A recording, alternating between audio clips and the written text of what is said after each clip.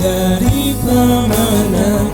Ku percaya Kau Tuhan yang tak pernah lalai, menepati janji-janji-Mu.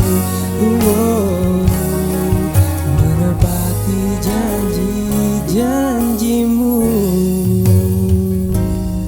Menepati janji-janji-Mu.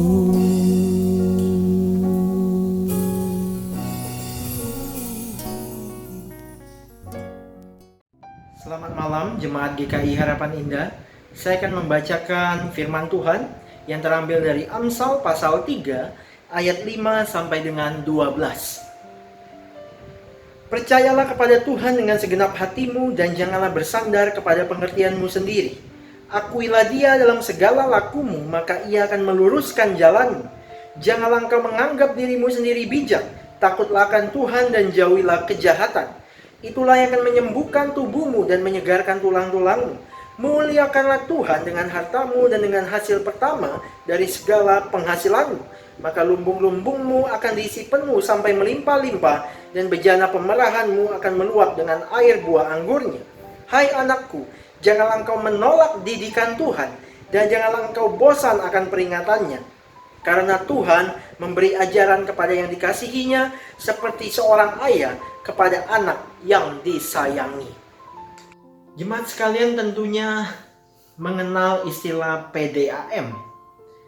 PDAM adalah sebuah perusahaan daerah, Bapak Ibu sekalian, yang tugasnya untuk menyuplai air bersih kepada masyarakat di sekitar. Kita butuh air bersih untuk menyokong kehidupan jasmani kita. Tapi Bapak Ibu sekalian, jangan lupa bahwa kita tidak hanya terdiri dari jasmani, tapi kita juga terdiri dari aspek rohani yang perlu kita perhatikan. Apa PDAM rohani yang kita perlukan? Sebelum saya menjelaskan lebih jauh, izinkan saya menjelaskan secara singkat bahwa kitab Amsal yang kita baca ini, Tuhan memakai gambaran di dalam berelasi dengan anaknya seperti seorang ayah dengan anaknya. Kita tahu beberapa bagian Alkitab yang lain seringkali memunculkan relasi antara Allah dengan umatnya seperti seorang ayah dengan anaknya. Oleh karena itu Bapak Ibu sekalian, PDAM rohani apa yang kita butuhkan di dalam kerohanian kita? P yang pertama adalah percaya. Ayat yang kelima Bapak Ibu sekalian dikatakan, percayalah kepada Tuhan dengan segenap hatimu dan janganlah bersandar kepada pengertianmu sendiri. Percaya di sini Bapak Ibu sekalian bukan percaya yang biasa-biasa, bukan percaya yang standar, tetapi percaya di sini artinya adalah menyerahkan seluruh hidup kita kepada Tuhan. Jangan kepada kekuatan atau kepandaian diri kita sendiri.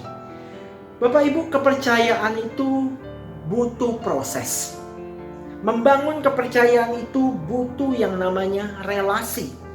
Untuk itu diperlukan interaksi antara dua belah pihak, seperti relasi anak dan ayah. Jikalau seorang anak tidak punya waktu yang intens berkomunikasi dan berelasi dengan ayahnya, bagaimana bisa terbangun relasi yang baik? Bagaimana bisa punya rasa percaya yang baik antara anak dengan ayah itu? Sang anak hanya akan menganggap ayahnya sebagai ayah untuk keperluan jasmani saja. Sang anak hanya menganggap ayahnya untuk mengurus soal surat menyurat saja. Tidak lebih daripada itu. Nah Bapak Ibu sekalian, demikian juga dengan relasi kita dengan Tuhan. Jikalau kita sibuk dengan diri kita sendiri, kita sibuk dengan aktivitas kita sendiri, kita mengandalkan diri kita sendiri, maka kita hanya percaya Tuhan sebagai Tuhan dalam KTP kita saja, sebagai Kristen. Tidak lebih daripada itu. Kita tidak melibatkan Tuhan sama sekali dalam hidup kita. Nah Bapak Ibu sekalian, semakin kita dekat dengan Tuhan, semakin kita kenal dan bergantung kepadanya. Tetapi semakin kita jauh, semakin kita tidak kenal dan bergantung kepada Tuhan. Tuhan tidak ingin kita hanya percaya biasa-biasa saja sama Tuhan. Tapi Dia ingin kita percaya sungguh-sungguh kepada Tuhan. Hanya Dia yang kita andalkan. Hanya Dia yang menjadi Tuhan atas hidup kita. Itu P yang pertama. Kemudian D, Bapak Ibu sekalian, yaitu didikan Tuhan. Ayat 11-12 berkata, "Hai anakku, janganlah engkau menolak didikan Tuhan, dan janganlah engkau bosan akan peringatannya. Karena Tuhan memberi ajaran kepada yang dikasihinya, seperti seorang ayah kepada anak yang disayanginya." Bapak Ibu sekalian, apa artinya didikan Tuhan? Saya merenungkan dan memaknai didikan Tuhan sebagai proses Tuhan dalam hidup kita. Tuhan membentuk kita menjadi anak-anaknya yang lebih baik lagi. Didikan Tuhan bisa dengan berbagai macam cara, Bapak Ibu sekalian. Salah satunya dengan permasalahan hidup. Tapi tidak semua permasalahan hidup selalu datang dari Tuhan. Karena apa? Karena permasalahan hidup juga bisa datang karena kelalaian dan kesalahan pribadi kita sendiri. Tetapi sebagai orang percaya, saya juga yakin bahwa setiap apapun yang terjadi selalu ada didikan Tuhan buat kita untuk mengajarkan dan mendatangkan kebaikan bagi hidup kita. Seorang pernah bersaksi kepada saya, Bapak Ibu sekalian, bahwa ketika dia hidupnya makmur, ketika usahanya lancar, ketika hidupnya sehat, dia cenderung melupakan Tuhan. Dia cenderung tidak mengandalkan Tuhan. Tapi ketika segala sesuatunya menjadi berantakan, ketika segala sesuatunya membuat dia bingung, bahkan putus asa, barulah dia datang mencari Tuhan. Dan ketika masalah itu selesai, baru dia sadar bahwa selama ini dia sudah terlalu jauh dari Tuhan.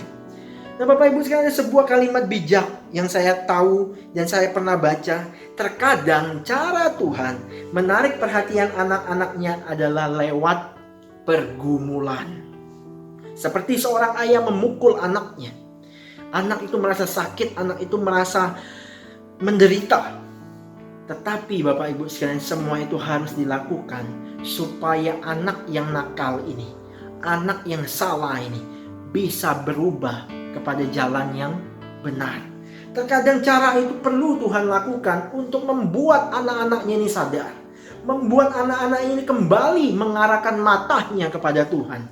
Selama ini mungkin mata kita hanya tertuju kepada harta. Mata kita hanya tertuju kepada kesehatan. Mata kita hanya tertuju kepada segala pelayanan yang ada. Sehingga kita tidak punya relasi dengan Tuhan. Tuhan hajar. Tuhan kasih kita didikan. Supaya kita melihat bahwa Tuhan itu patut kita tinggikan. Bukan diri kita. Tapi Bapak Ibu sekalian, di sisi lain saya juga percaya bahwa Tuhan tidak serta-merta setiap kali mendidik umatnya lewat penderitaan. Tapi lewat sukacita pun, lewat kesenangan pun ada didikan Tuhan. Orang sehat, orang kaya, orang yang diberkati Tuhan, anak-anak Tuhan yang berkelimpahan, semua itu Tuhan berikan dengan maksud supaya kita tetap senantiasa bersyukur. Tidak menjadi orang-orang yang lupa diri akan segala kebaikan dan penyertaan Tuhan dan atas apa yang kita telah dapatkan. Itu D, didikan Tuhan. Kemudian yang ketiga, A, yaitu akuilah. Ayat yang ke-6 sampai yang ke-7 berkata, "Akuilah Dia dalam segala lakumu, maka Ia akan meluruskan jalanmu. Janganlah engkau menganggap dirimu sendiri bijak, takutlah akan Tuhan dan jauhilah kejahatan." Bapak Ibu sekalian, akuilah di sini artinya apa? Melibatkan Tuhan dalam seluruh aspek hidup kita. Melibatkan Tuhan tidak hanya saat senang, tetapi juga saat susah. Bertanya dan terus berdoa kepada Tuhan, meminta bimbingan dan tuntunannya. Sudahkah sebelum kita melakukan aktivitas kita sehari-hari, kita datang terlebih dahulu berdoa dan meminta pimpinan Tuhan? Sudahkah sebelum kita memulai pelayanan kita, memulai sebuah pelayanan yang baru, sudahkah kita datang meminta petunjuk kepada Tuhan, bertanya, apakah ini pelayanan yang ingin Tuhan kerjakan? Ataukah hari ini, Bapak Ibu sekalian, sebagai orang-orang percaya, sudahkah kita bertanya kepada Tuhan, Tuhan, mengapa hari ini dunia sedang kacau? Kenapa hari ini dunia sedang mengalami gejolak yang begitu luar biasa terkait virus corona? Nah Bapak Ibu sekalian, ketika kita bertanya, kita selalu datang kepada Tuhan, maka itu bukti kita mengakui Dia sebagai Tuhan dan penguasa atas hidup kita. Mengakui Tuhan itu berarti Dia 100% menjadi Tuhan atas hidup kita dan 100% memerintah atas hidup kita. Tidak bisa Bapak Ibu sekalian seorang anak hanya percaya bahwa dia punya seorang ayah. Tetapi ketika ayah itu bersama dengan anak ini sedang berjalan keluar bertemu dengan teman-teman dari anak ini, anak itu tidak pernah berkata, oh ini ayahku, oh ini papaku. Tapi dia berkata, aku nggak tahu ini siapa, ini tetanggaku yang jalan sama-sama. Bapak Ibu sekalian, ini satu hal yang tidak bisa dilakukan oleh anak-anak Tuhan. Tuhan berkata bahwa kamu tidak bisa percaya kepada dua Tuhan. Kamu tidak bisa mengabdi kepada dua Allah. Kamu harus memilih kepada siapa kamu harus mengabdi, kepada Tuhan itu. Demikian juga dengan relasi kita dengan Tuhan. Kita harus percaya kepada Tuhan sekaligus mengakui Dia dalam hidup kita, yaitu melibatkan Dia dalam seluruh aspek kehidupan kita. Nah Bapak Ibu sekalian, kemudian yang keempat, yaitu kata M, muliakan Tuhan dengan hartamu. Bapak Ibu sekalian, ini satu hal yang sensitif karena berbicara soal harta. Tetapi Bapak Ibu sekalian, saya ingin tekankan dan sampaikan firman Tuhan mengajarkan bahwa harta yang kita punya, materi yang kita punya, bukan milik kita sepenuhnya. Harta yang kita punya itu adalah titipan dari Tuhan untuk kita kelola dengan bijak. Bapak Ibu yang kasih dalam Tuhan, ada sebuah kesaksian yang pernah saya dengar bahwa ada orang tua yang bekerja keras untuk mencukupkan kebutuhan anaknya dengan menyekolahkan anak itu sampai lulus sarjana. Tapi setelah anak itu lulus sarjana, Bapak Ibu sekalian, mendapatkan pekerjaan yang mapan, dia lupa dengan orang tuanya. Bapak Ibu sekalian, dia lupa bahwa dia bisa sukses dan sekolah karena orang tuanya telah bekerja keras. Hari ini Bapak Ibu sekalian, hidup kita dipelihara Tuhan, bukan?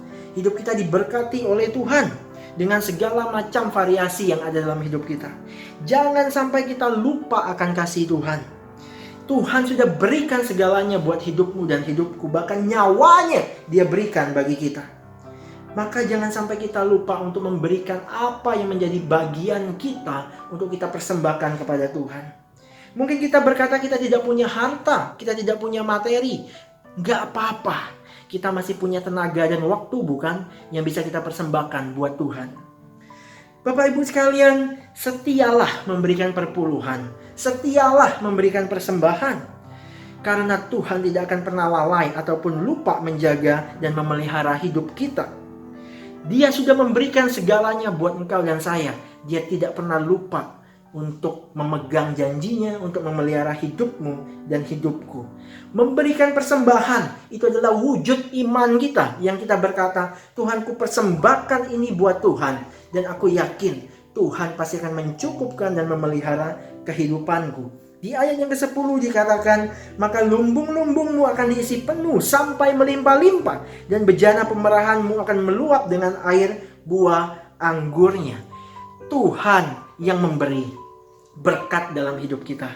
Ketika kita memberi berkat itu kembali kepada Tuhan, Tuhan berjanji Dia yang akan memelihara dan memimpin kehidupan kita. Inilah PDAM rohani yang kita butuhkan Bapak Ibu sekalian. Percaya, dididik oleh Tuhan, mengakui Tuhan, dan juga memuliakan Tuhan lewat harta kita. Kita perlu PDAM pemerintah untuk jasmani kita. Tetapi kita juga butuh PDAM rohani untuk kehidupan rohani kita. Jangan sampai lupa Bapak Ibu sekalian untuk setia di dalam PDAM ini. Tetap andalkan Tuhan, tetap percaya sama Tuhan, akui Dia, dan terimalah didikannya, serta muliakan Tuhan lewat apa yang kita punya. Tuhan memberkati, mari kita berdoa. Tuhan, pada malam hari ini kami bersama-sama berdoa menyerahkan untuk hidup kami masing-masing. Tuhan yang boleh memberkati, dan biarlah firman Tuhan yang telah kami dengar ini boleh kami hidupi dalam kehidupan kami sehari-hari. Kami tidak hanya perlu PDAM dari pemerintah untuk jasmani kami, tapi kami juga butuh PDAM pencipta untuk kehidupan rohani kami. Tuhan yang boleh tolong setiap jemaat Tuhan yang telah mendengarkan firman Tuhan ini. Kiranya Tuhan boleh menyertai hidup mereka. Kami juga berdoa ya Tuhan, menyerahkan untuk kondisi bangsa kami yang hari ini terus berjuang di dalam menanggulangi virus corona ini. Tuhan yang boleh menyertai senantiasa.